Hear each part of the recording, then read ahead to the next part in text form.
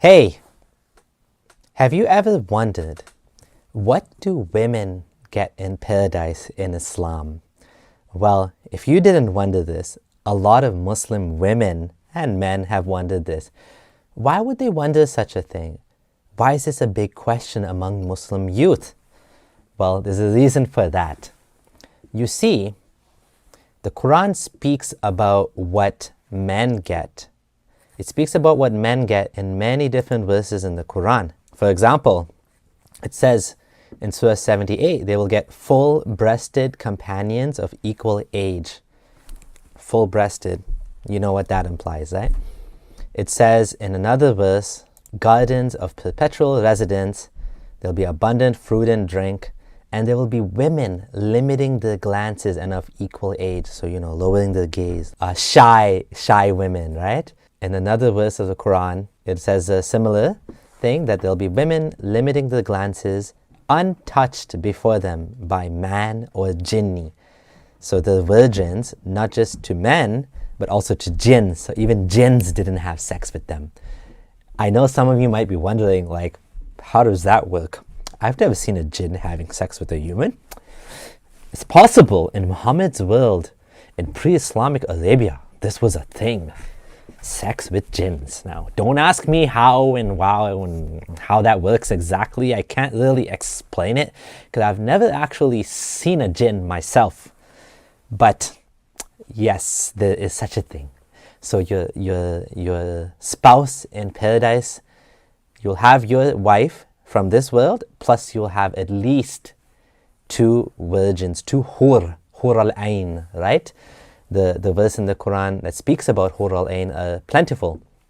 And these are some examples. What does Nouman Ali Khan have to say about this? This is what I heard growing up when I was studying and learning Islam. وَلَكُمْ فِيهَا مَا تَشْتَهِي أَنفُسُكُمْ. And by the way, once you do make it to Jannah, sir, ma'am, when you do make it to Jannah, whatever you wanted, you will get to have. Hold up. Whatever you wanted. So what do gay men get in paradise? Say they never did anything haram in their lives. They were chaste, they were celibate, they lived a single life, and maybe they got married to a woman despite not desiring that. They were a good Muslim, they prayed 5 times a day. What would they get in paradise? Anything they want? Even if they want to have sex with other men? Really? Even though that's considered an unlawful, despicable thing in Islam? Come on. What if you want to have sex with someone else's wife? Are you going to get that in paradise? What if, like the possibilities are endless, like of things which are completely forbidden and considered even immoral in Islam. You're saying you'll get whatever you want? Come on. Whatever you have ever wanted, you get to have. وَلَكُمْ فِيهَا مَا تَشْتَهِي أَنفُسُكُمْ. Now here, on a side note, I want to say a couple of things about what we get in Jannah. You will notice that in the Quran, Allah certainly talks a lot about what men will get in Jannah. Allah talks a lot about what men are going to get. Men are going to get beautiful spouses. Allah talks a lot about those. And sometimes women read that and they get a little disturbed by it. Like, why is this coming up? I love the Quran, but when this part comes up, I just kind of get a little disturbed by hur. And then, of course, there are some sisters who come up and ask me some questions about that and say, I have a friend. It's not me. I have a friend. She was wondering, how come Allah doesn't talk about what women get in the Quran? How come He only talks about what exactly men get in the Quran? Exactly. Could you? Why is He only talking about what men get? It's not for me. It's for my friend. My friend has that problem, and These Muslim women are, embarrassed about asking this question because it seems very un-Muslim-like to question, oh, why doesn't Allah, talk about us? Why do the men get all of the, the words? A friend with that problem. So this isn't for you. This is for the friend that you have that has that question. Okay? Clearly not you, because you're good. Okay. So I want to try to at least talk to you a little bit about that problem, or the reason for which Allah did not talk about. For example, we talked about men are going to have these beautiful spouses in Jannah, but He didn't talk about what? Women having these beautiful spouses. And how come He brought beautiful spouses anyway? So there's a few things to talk about here. So just to get it out of the way, I sometimes hear non-Muslims bring up these verses in the Quran that talk about boys serving them. There's going to be servants. They're going to be like beautiful young men serving them. And I have to say that I do not believe by any means whatsoever that this is of a sexual nature. There's no indication given whatsoever that these young boys are going to be they're not sexualized, right? They're just like servants. So I don't think that it's accurate to represent this is what women get, or this is what even men get. This is just like a waiter that comes and gives you food. It's not someone that you're sleeping with, and that's not implied, and I never heard that implied as a Muslim, just to get that out of the way. The first thing I want to talk to you about is Allah is not going to give you kind of like men are just walking into this palace and everything's awesome and the ladies are staying there in the waiting room in Jannah well, we're here. This ayah first of all answers the question, وَلَكُمْ فِيهَا مَا تَشْتَهِي أَنفُسُكُمْ. You will get whatever you really, really have wanted. So if I'm a woman, and I wanted multiple male partners in paradise, would I get that? If I'm a woman and I don't want my husband, to have another wife in paradise, another woman that he's having sex with, well, what about that? That's what I desire as a woman. I want to be monogamous. I want to be monogamous with my husband. Can I have that? Clearly not, because the Quran gives all of these additional benefits to men. Want. And that's not limited to men, it's actually men and women. So the first answer is, in Jannah, every human being will get whatever they really, truly want. And that is not at the expense of women. So you don't worry about it, you're taken care of. You're taken care of. That's number one. Number two, I've talked about this experiment a few times, but it's okay. It's good review. Some of you haven't heard about it before. When I used to teach at a Sunday school, I asked a bunch of teenage boys to answer a question. They were all 16 and older, and I said, whatever you desire most, if you could have it, whatever you think about most, desire most, forget about the fact that it's halal or haram, forget about, I will not tell your parents, I will not report you. What do you really, really, really, really want, wish you could have, can't have right now, and if there were no rules, nothing stopping you, you would have it. Please write it down on a piece of paper. Do not write your name or social security number or shoe size. Just write what you want, put it in a piece of paper, fold it up, put it in this bag, and give it to me. The guys were done in literally 20 seconds. And interestingly enough, the guys did not have a disagreement about what they want. At a certain age, this side of the ummah has ijma'. They are in absolute consensus about what they want. And I don't have to tell you, your smile tells me you know the answer. Okay. Clearly asking a bunch of 16 to 18-year-old, let's be honest, probably sexually repressed young Muslim men what they want in life, it's clear what they're going to say. You're telling these young men who are getting to the peak of their sexual desires, thou must not date women, thou must not sleep with women, thou has to be single. Thou can get married later on when you have a dowry and you have a job and you have this and that, but you can't have sex until then. So you have a bunch of sexually repressed males and you're asking them what most do they want in life. Well, what do you think? They're at the peak of the sexual desire. Turn to this side. Bunch of teenage girls. Please write down what you want on a piece of paper, what you want the most, what you want more than anything else. If you could have it right now, if you wish you could have it right now. And don't worry about what's halal and what's haram. Just tell me what you want. Write it on a piece of paper and give it to me. You have 30 seconds. Guess what happened next?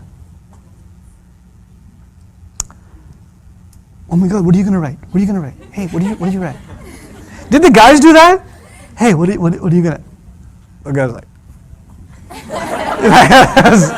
There's no confusion. But on the girl's side, 30 seconds are over. Okay, time to hand in the papers. Wait, can you have some more time? And one girl hands the paper. No, can I have it back? Wait, I changed my mind. Can I have it back?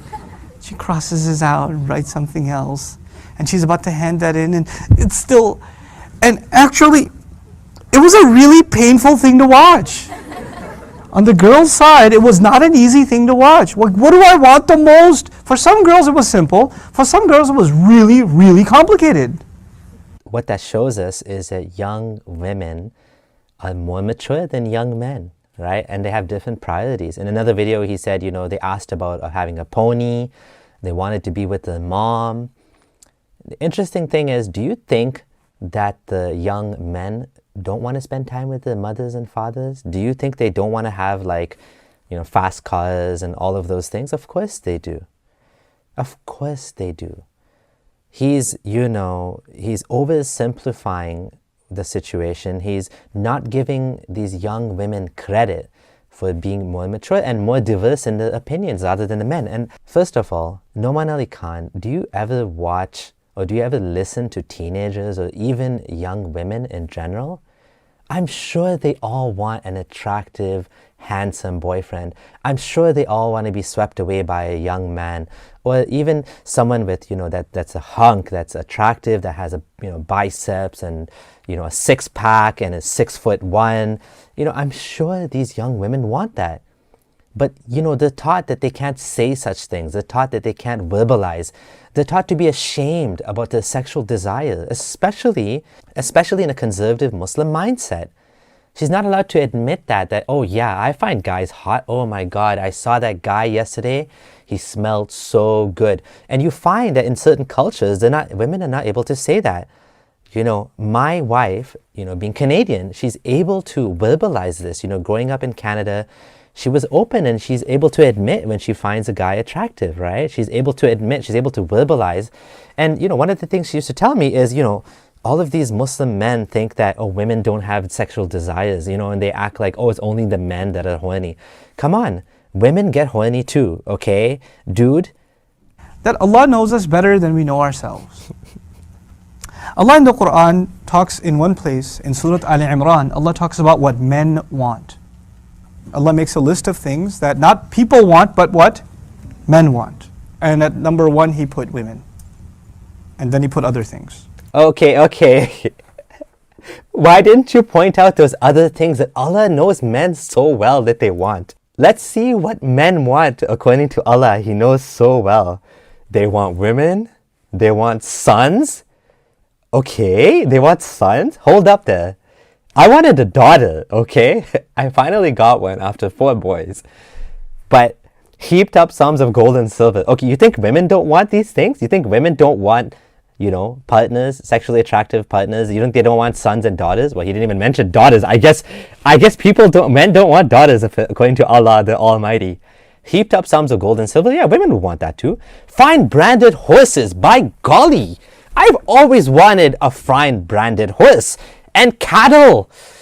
Jeez, like Allah knows me so well that I wanted cattle. The fresh smell of manure in the morning, I mean, so beautiful. And tilled land, I mean, me living in the city, I never thought about, but maybe Allah knows me better than I know myself. I always wanted tilled land, cattle, fine branded horses. Yeah, that's right, Allah. Thank you for educating us about what men actually want.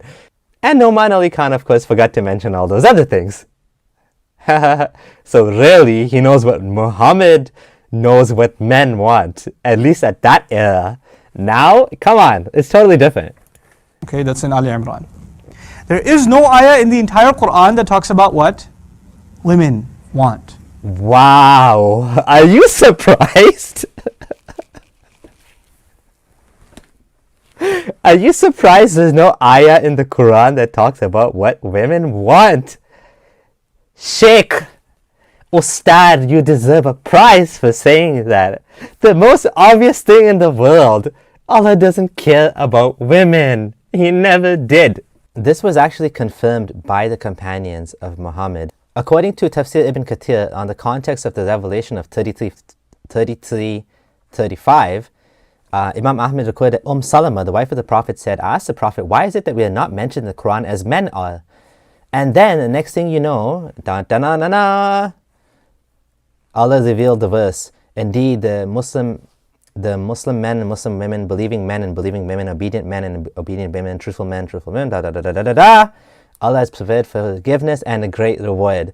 Even in the one ayah that was for the women after they complained, it still has to mention what the Muslim men get. Allah is the best troll.